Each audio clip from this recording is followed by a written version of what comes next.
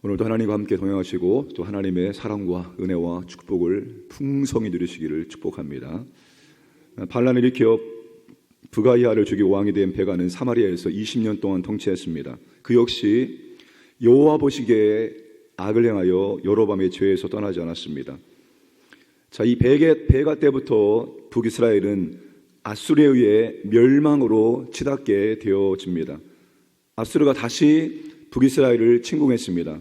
29절 말씀 보시면 29절 말씀은 아수르가 북쪽 이스라엘의 북쪽 지역을 거의 점령을 했다는 것입니다. 갈릴리 지방 거의 북쪽을 다 장악을 하고 백성들을 포로로 끌어갔습니다. 약 13,000명이 포로로 끌려갔다고 합니다.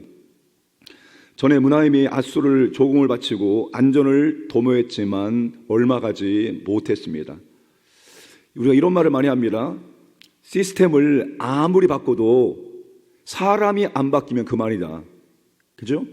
시스템을 사람이 운영하는데 사람이 안 바뀌고 아무리 환경을 바꾸고 구조를 바꾸고 시스템 바꿔도 소용없다는 거죠.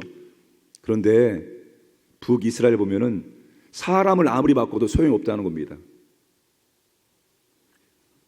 북이스라엘은 끊임없이 왕을 바꾸고 혁명을 일으켰지만 달라진 것이 없어요.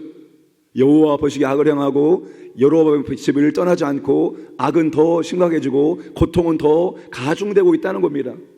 여러분, 사람 아무리 바꿔도 안 바뀝니다.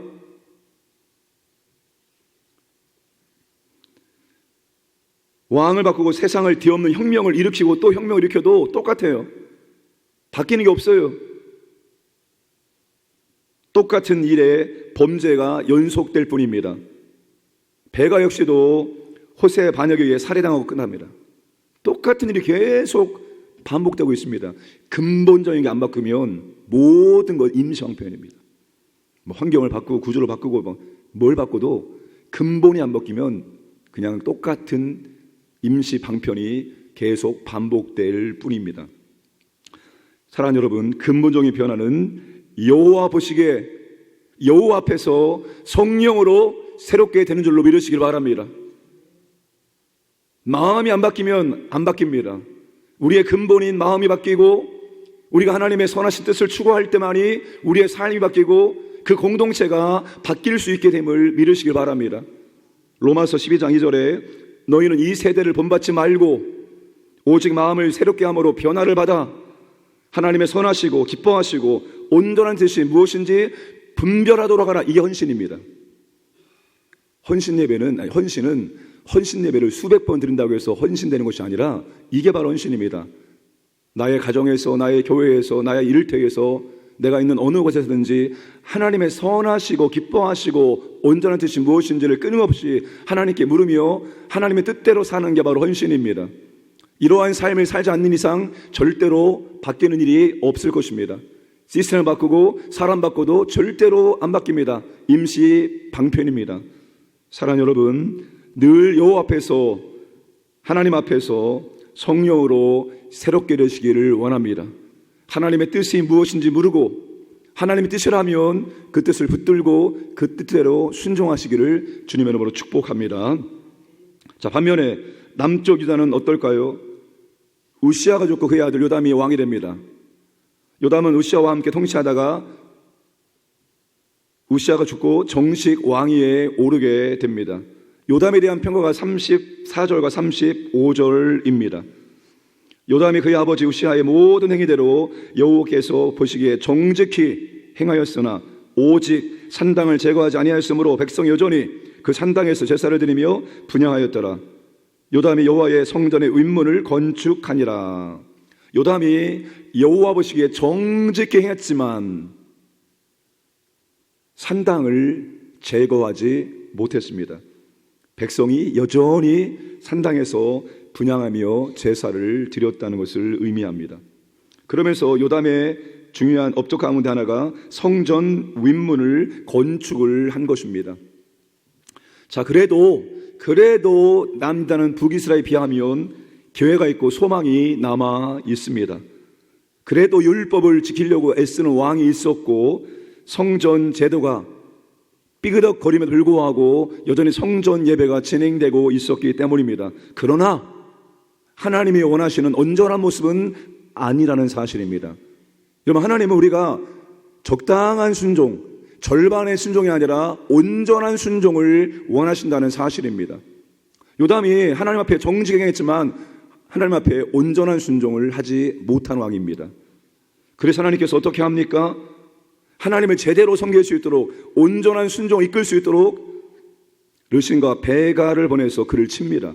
37절, 그때 여호와께서 비로소 아람 왕 르신과 르마야의 아들 베가를 보내 유다를 치게 하셨더라. 하나님은 북이스라엘은 이제 유기시켰습니다. 니네들 알아서 해라. 그래서 아수르에 점령당하고 포로로 끌려가게 되었습니다.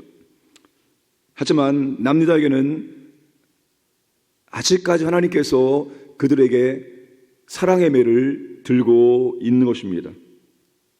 여러분, 요담이 성전 윗문을 건축했지만 요담의 마음이 진짜로 온전히 100% 하나님을 향한 마음이 아니었습니다. 요담에게 중요한 것은 무엇인 거였냐면 성공, 승리, 업적이었습니다. 그의 마음이 온전히 하나님께 향하지 않았습니다. 그는 승리하기 위해서, 성공하기 위해서 그렇게 달려갔던 사람입니다. 역대하 27장 2절에서 5절까지 말씀 보시면 이 부분에 대한 구체적인 설명이 나옵니다. 요담이 그의 아버지 우시아의 모든 행위대로 여호와 보시기에 정직하게 행하였으나 여호와의 성전에는 들어가지 아니하였고, 아버지가 들어갔다가 문둥병에 걸렸잖아요. 백성은 여전히 부패하였더라. 그가 여호와의 전 윗문을 건축하고 또 오벨 성벽을 많이 증축하고 유다 산중에 성읍들을 건축하며 숲을 가운데 견고한 진영들과 망대를 건축하고. 왜 증축하고 건축했을까요? 승리하기 위해서. 누구와의 싸움에서? 암몬과의 싸움에서, 전쟁에서 승리하기 위해서 그는 증축하고 건축하고 여기에 왕과 관심을 쏟았습니다. 그래서 암몬 자손의 왕과 더불어 싸워 그들을 이겼더니 그 해에 암몬 자손의 은 100달란트와 밀 10,000거루와 보리 10,000거루를 바쳤고 제2년과 제3년에도 암몬 자손이 그와 같이 바쳤더라. 이게 요담의 관심이었습니다. 승리, 성공. 그래서 백성의 부패를 그대로 두었습니다. 여러분, 하나님의 관심에 초점을 맞추지 않고 아무리 화려하게 아름답게 승리하고 성공할지라도 그것은 바람에 나는 겨와 같다는 사실을 기억하시기를 바랍니다. 악인은 바람에 나는 겨와 같도다. 그가 일평생에 쌓아놓은 모든 것들 하나님이 한번 후 불면 금방 다 사라집니다. 하나님은 그런 업적과 성공과 승리를 원하는 것이 아닙니다. 진짜 하나님을 올바르게 섬기기를 하나님 원하신다는 거예요. 절반의 순종, 그런 것이 아니라 온전한 순종을 하나님께서는 원하신다는 겁니다. 그래서 우리가 삶의 문제 앞에서 가장 먼저 점검할 것이 무엇인가 하면 하나님과의 관계 점검입니다. 하나님 왜 북이스라엘과 아람의 연합군을 보내서 유다를 쳤습니까? 점검하라는 겁니다.